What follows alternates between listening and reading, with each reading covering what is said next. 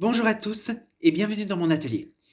Alors, dans notre dernière vidéo, nous avons parlé des causes de la Première Guerre mondiale, de comment la guerre de mouvement a évolué vers la guerre de position et dans quelles circonstances la guerre est déjà mondiale dès le moment où elle s'enclenche. Aujourd'hui, nous allons voir la deuxième partie, à savoir pourquoi et dans quelles circonstances la guerre a duré 4 ans au lieu de durer quelques mois et que tout le monde rentre chez soi avant Noël, comme c'était dans la mentalité et dans les esprits. Donc, nous allons voir dans quelles circonstances.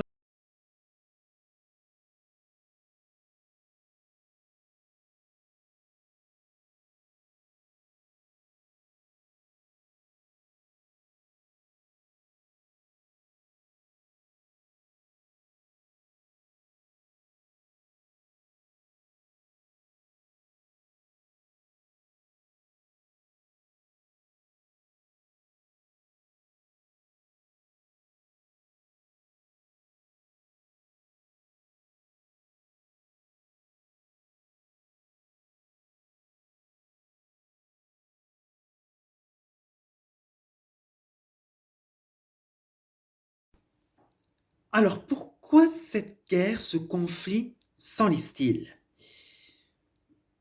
Plusieurs raisons. D'abord, on a le progrès de l'artillerie. Au début, on utilisait des fusils et des canons typiques des années 1870. Mais on a déjà une grande progression en matière d'armement dernier cri.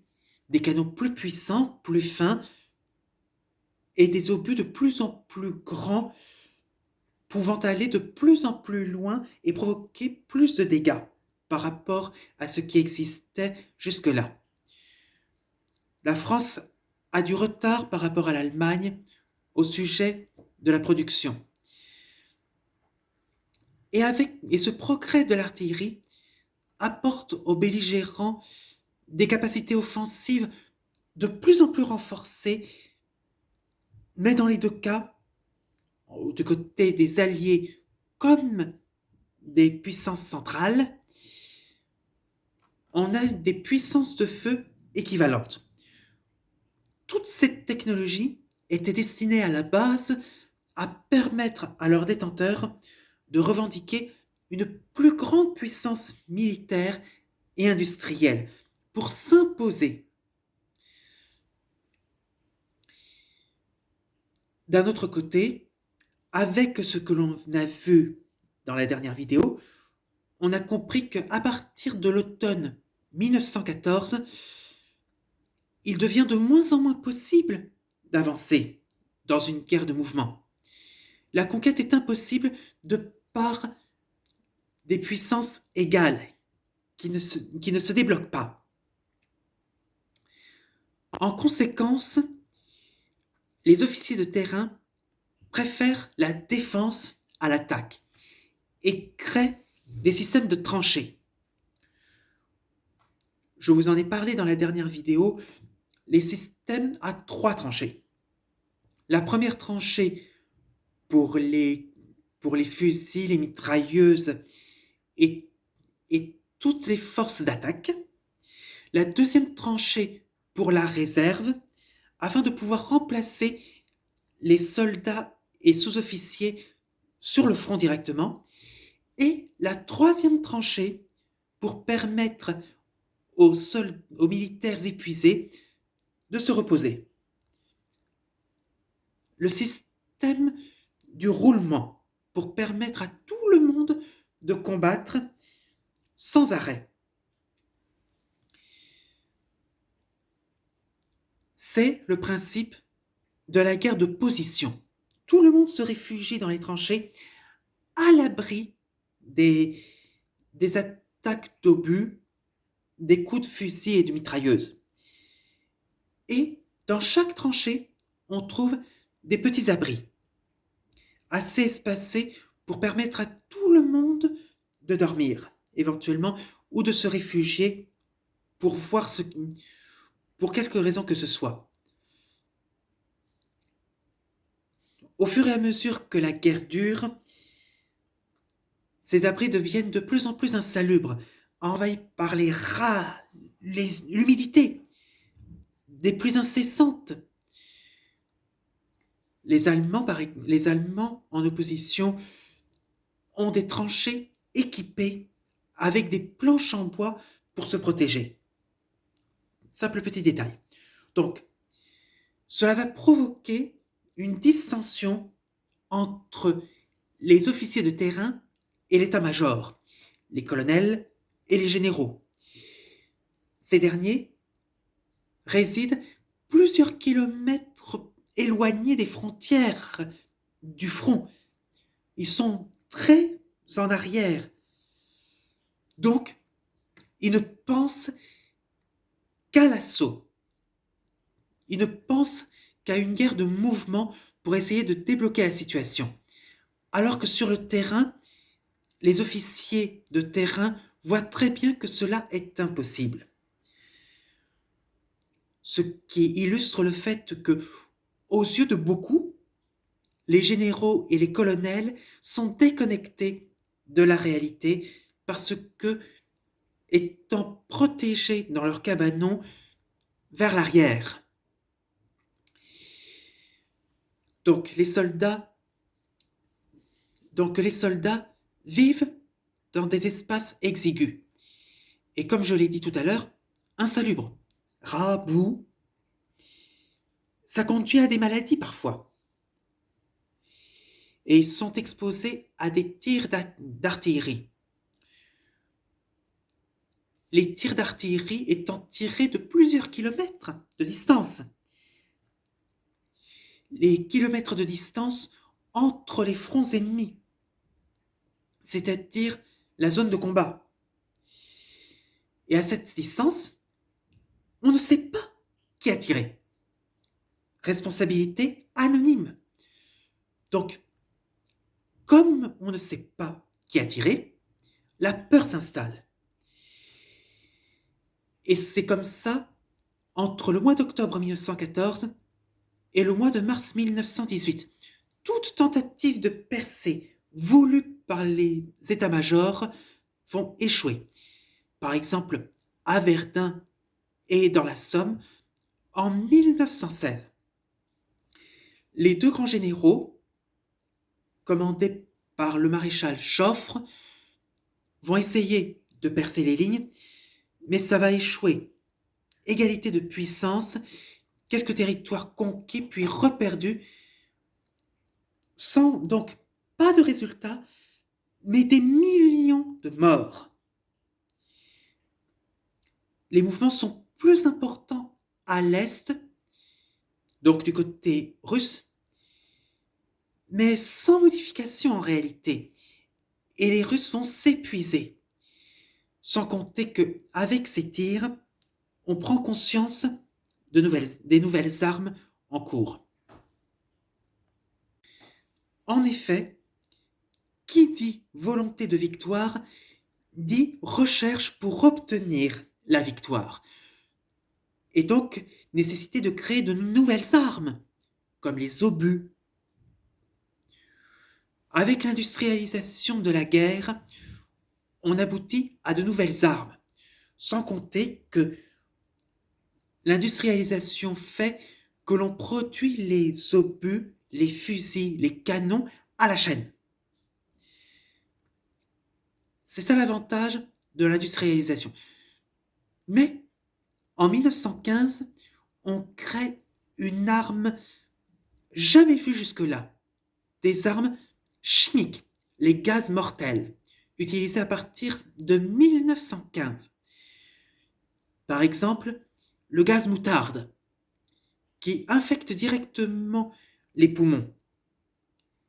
Si on respire ça, on a l'impression de se brûler les poumons.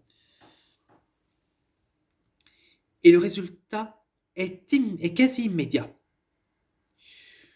À partir de 1916, apparaissent les premiers chars blindés. Le principe du char d'assaut remonte à l'Antiquité, mais là, on aboutit aux chars blindés, avec tout ce qu'il faut pour protection du char en métal, avec des chaînes autour des roues. Mais cela, vos professeurs pourraient vous l'expliquer beaucoup mieux que moi. Dans toutes ces circonstances, on a aussi la guerre maritime et sous-marine, ce qui va provoquer des difficultés pour les Allemands. En effet, le Royaume-Uni et les États-Unis, puis les États-Unis beaucoup plus tard, vont créer un blocus avec l'accord de la France pour empêcher l'Allemagne d'attaquer. Du fait qu'il y a une guerre sous-marine menée par les Allemands. Et on a une marine de plus en plus puissante. Donc, la marine allemande est plus puissante que celle de Londres. On a un engagement dans une guerre sous-marine. Et les principales cibles des submersibles, ce sont les navires marchands, les navires de commerce. Et parmi les navires de commerce, on a des navires français, anglais et même américains. On a un peu de commerce mené par les États-Unis avec leur partenaire de départ, l'Angleterre notamment. Sachant que les États-Unis, jusque-là, restent neutres. Juste un peu d'aide et des provisions, pas plus. Une autre arme est utilisée par la suite, l'aviation. L'aviation a commencé à se faire connaître avec des premiers essais à la fin du 19e siècle, mais les premiers avions capables de décoller et de tenir dans les airs assez longtemps apparaissent et décollent au cours des années 1900. En 1914, on a les premiers avions utilisés par les militaires, mais ils ne sont là que pour des missions d'observation, pour connaître la réalité du terrain depuis le ciel. Et au fur et à mesure que la guerre dure, on est obligé d'utiliser de nouveaux outils. Et donc l'aviation va connaître une grande mutation. À partir de 1916, dans le cadre notamment de la bataille de Verdun, février-novembre 1916, on installe des armes offensives avec des mitrailleuses et des bombes. En conséquence, les rapports de force vont être bouleversés pour un temps. Et au fur et à mesure que la guerre évolue et que les avions se modernisent pour devenir beaucoup plus efficaces dans l'usage de la guerre, il va y avoir une première reprise de la guerre de mouvement à partir du mois de mars 1918. Mais ce n'est pas forcément grâce à l'aviation que la guerre connaît ce genre de tournant. Non, il y a plusieurs événements extérieurs à l'aviation qui le permettent.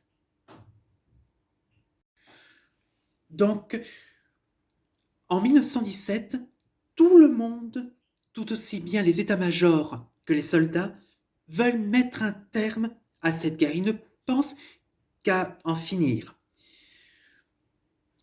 Au cours de 1917, plusieurs événements ont lieu et vont provoquer un grand changement. En 1916, vers la fin de l'année 1916, des mutineries commencent à apparaître et sont réprimées le plus souvent à coups de fusil.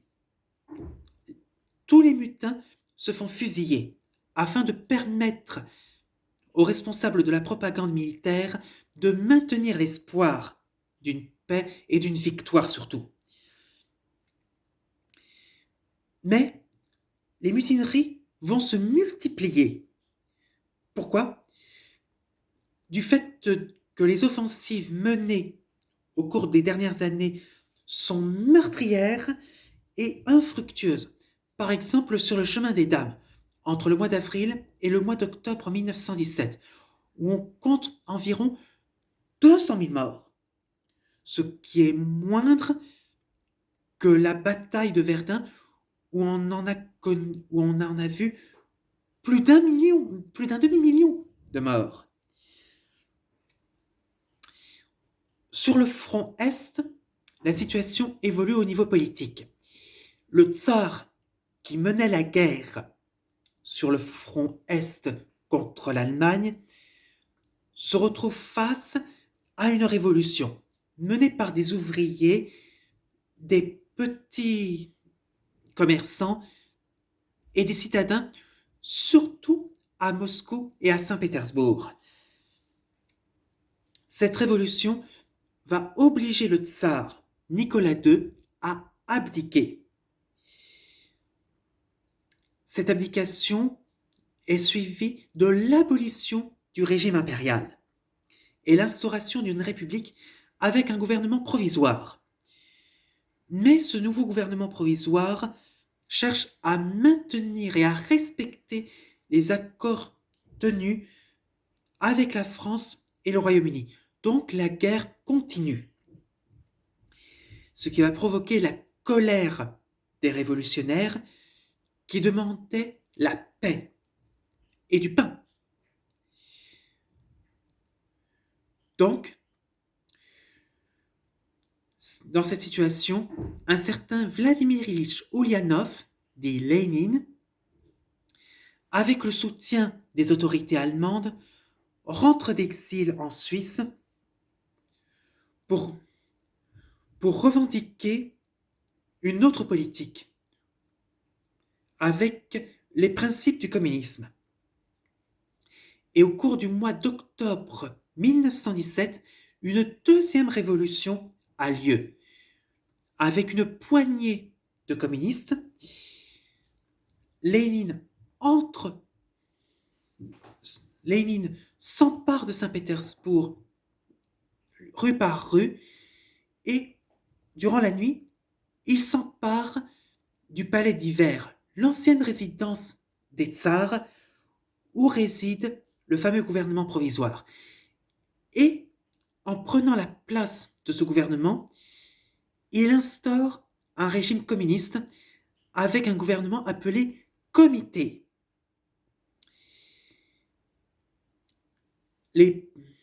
Ces communistes, du côté de Lénine, sont appelés les bolcheviks, en distinction avec les mencheviks, qui sont d'autres socialistes beaucoup plus modérés. En conséquence, en 1917-1918, Lénine décide de négocier la paix avec l'Allemagne, ce qui allège cet empire d'un poids puisqu'il ne se bat plus sur deux fronts comme il le faisait depuis 1914. Mais, en 1917, les États-Unis se sont mobilisés dans cette guerre. Mais il faut attendre le mois de mars 1918 pour que les États-Unis entrent de plein pied sur le continent avec une formation adéquate. Du côté allemand, on a une offensive sur le front ouest menée par un certain général Ludendorff. L'objectif est de vaincre la France avant que les Américains n'arrivent. Mais on a des troupes suffisamment nombreuses du côté des Alliés, avec l'arrivée des Américains qui arrivent en assez grand nombre pour apporter leur soutien. Le gros des troupes devait arriver normalement en novembre. Mais le général Foch, qui était dans la continuité politique et militaire du maréchal Joffre, lance une contre-offensive et repousse les Allemands plus loin que là où se trouvait la ligne de front depuis 3 ans, avant l'attaque du mois de mars. C'est la guerre de mouvement qui reprend et qui se poursuit jusqu'à l'automne 1918. Et donc les Allemands sont obligés de se replier aux alentours de leurs frontières. Et dans les jours qui suivent, au cours du mois d'octobre et du mois de novembre 1918, les régimes centraux, les empires centraux voient leur base se détériorer du fait que les peuples n'en peuvent plus. Et eux aussi veulent la paix. En conséquence, à la fin du mois d'octobre et au début du mois de novembre, les empires d'Autriche-Hongrie et d'Allemagne connaissent des révolutions. Et leurs empereurs respectifs sont obligés d'abdiquer. Et en conséquence, les puissances impériales sont obligées de capituler les uns après les autres, les unes après les autres. Et l'Allemagne est la dernière à signer le cessez-le-feu. Le 11 novembre 1918, à 11h11 exactement, dans la clairière de Rotonde, dans un wagon, le général Foch accueille la délégation allemande pour la signature de l'armistice, sans condition. C'est la fin des combats de la Première Guerre mondiale, qui a abouti à 10 millions de morts et à 20 millions de blessés parmi les militaires. Un traumatisme pour tout le monde. Avec de telles séquelles, on oublie pratiquement que même les civils ont été impactés par cette guerre. Mais c'est ce que nous verrons dans notre prochaine vidéo. J'espère que celle-ci vous aura plu et je vous donne rendez-vous sur ma chaîne pour une vidéo sur les civils au cœur de la guerre. Bonne révision!